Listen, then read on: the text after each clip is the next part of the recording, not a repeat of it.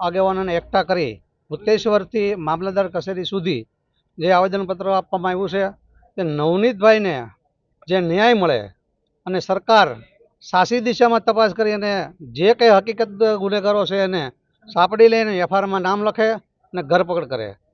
બીજો મિત્રો, આગામી સમયની અંદર અમારા કાંઈ જે આગેવાનો જે રણનીતિ ઘડશે એમાં અમે બધાય કોળી સમાજ તેમની સાથે છીએ અને જે કાંઈ આગામી પ્રોગ્રામો જે બનાવવામાં આવશે એમાં જે વિજયભાઈએ કીધું છે તે રીતના આખા જેટલા જે કાંઈ પ્રોગ્રામો બનશે એમાં તમામ કોળી સમાજ અમે સાથે રહી અને આગળ વધશું. 18 દિવસ થઈ ગયા તેમ છતાં નવનીતભાઈને ન્યાય માટે બધાને અમારે આંદોલન કરવું પડે છે. તે ખરેખર અમારી માટે બહુ એમ કહેવાય કે સરકાર માટે બહુ શર્મજનક બાબત કહેવાય કે આજના સમયની અંદર જો ખરેખર માનવ જાતને ભરોસો હોય તો એ માત્ર એક જ છે, ન્યાયતંત્ર.